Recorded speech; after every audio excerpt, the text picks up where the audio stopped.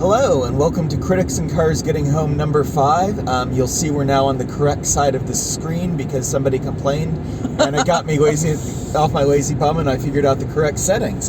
And so, always on the pulse, we are coming home from 2001's Training Day. So yeah, a little bit of a retrospective evening, very exciting.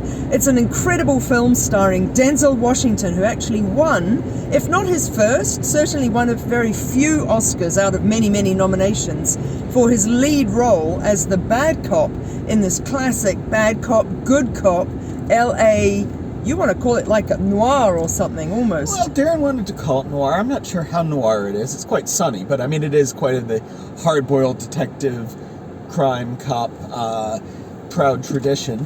Ethan Hawke plays the good cop, and directed by Anton Fuqua, who I think has a new movie out called Infinite, that has done many a movie with Denzel, from the Magnificent Seven remake to the Yeah, he's Equalizer. a bit of a keeney of him. And so, those Equalizer movies that you may or may not be enjoying, those sort of more modern Denzel ones that do what they say on the tin, yeah, Fuqua's to blame or to thank for those.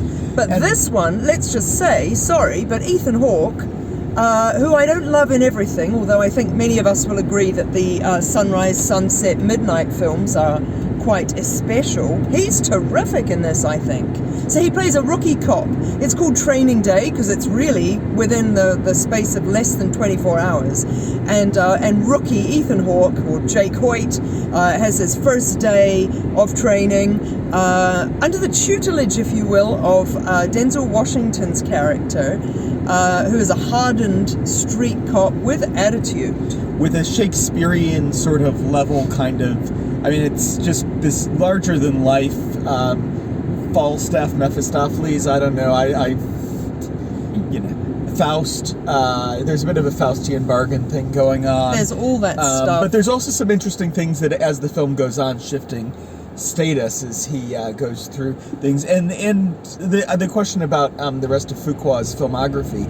This film is written by David Ayer, who himself went on to make End of Watch and Fury, and then the Suicide Squad movie as well. But End of Watch, notably, is a cop movie with Jake Gyllenhaal and Michael Pena. Yeah. That's pretty much a life in the day kind of. I think it's a bit longer, actually. Sure, but it's very much born out of presumably Ayer's, if not lived experience with the LAPD, then at least solid as experience of what it is to be a street cop.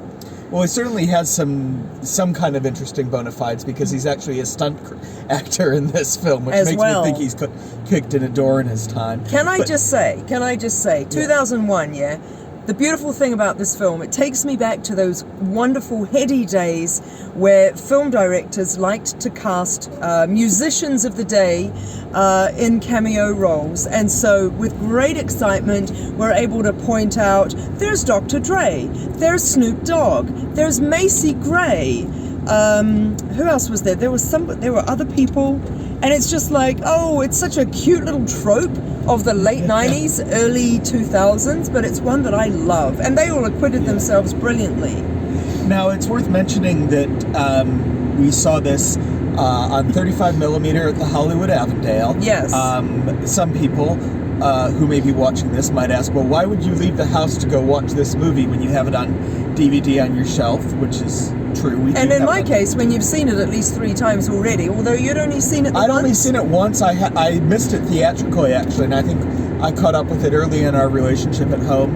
And I thought it was fine. I think I had a chip on my shoulder because... You mean the first time you saw it, you thought it was fine? Yeah.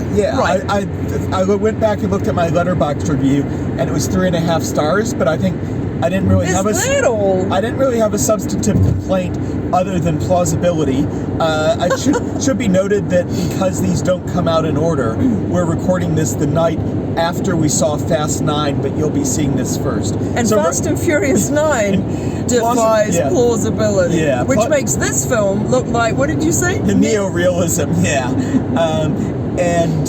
and that it wasn't 7 seasons of The Shield. And in fact, actually, this film, I think, with that in context, is so much better than a lot of other cop films, The Little Things, which is, dull as dishwater. But, that comes to mind of trying to tell a slightly bigger story. Sure. And kind of being neither here nor there, being a little And bit... Denzel's in The Little Things. We only mentioned that in passing. It's not worth your watching it necessarily. We've already talked about it more than you need to know about it in your life. But the great thing about seeing these films at the Hollywood Avondale as well is we get... at least on the nights that they project films in 35mm, we get 35mm trailers from the year of the film's release. So that also very much put us in a 2001 mindset, from Monsters, Inc. to Serendipity to Jet Li's The One. What else am I forgetting? The Score. Oh, The Score, the Frank Oz directed film that... with Robert De Niro, Marlon Brando, and Edward Norton. And Angela Bassett. But listen, let's get back to flippin' Training Day, sure. yeah? It's just nice explaining the experience. But yes, for those of you who have just heard of Training Day, you might be like, what is this movie and what should we know about it? You should totally see it. It's something that you should definitely know about it. Parental advisory, absolutely, for all the best reasons. There's Eva Mendes. She's in it. She's a little bit nudie, I noticed, actually. Oh, yeah. I didn't notice quite how nudie she was in previous watchings, and this time I was like, I'm not sure that was necessary, but that's okay. One thing I really appreciated this viewing is it's a film that's 20 years old, directed by a director who's trying to be flashy and stylish, and I was really impressed with how well that's aged, because a lot of films of that era did a lot of stupid things with avid editing and kind of like trying to be a little flashy that have not aged well. And really, I feel like this film doesn't say early 2000s. It could have been 10 years earlier or 10 years later. Not in a bad way at all. Unless you're paying close attention to the technology used, I don't think you would.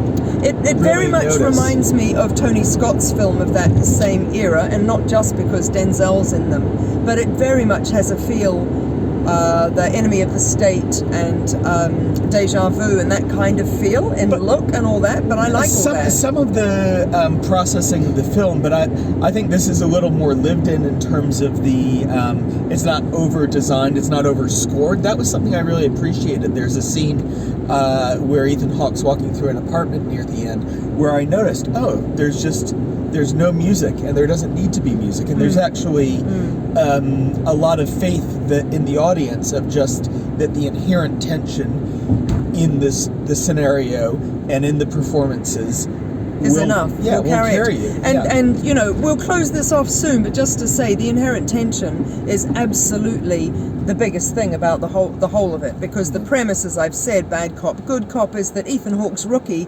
necessarily gets put into very compromising positions. And you kind of, I don't know about you, but I found myself thinking, what would I do? Well, you're very much put in his perspective and his level of knowledge, because there's a lot that he doesn't know getting into this that's parceled out to him. But also, if Denzel Washington's, not your nominal boss for the day, and he's saying you need to do this thing that you've kind of been trained to understand is criminal at worst and unethical at best, then, you're like, is this a test? Should I do this? Will it prove my chops? Or what should I do? I don't know how much it's intentional, but it's almost felt like a study in toxic masculinity. There's quite a few points where Ethan Hawke's being challenged by Denzel Washington to be a man, and what being a man is to be a corrupt cop who doesn't play by the rules, because there's sheep and there's wolves. All those I won't make all the cliches. hooey sounds and stuff.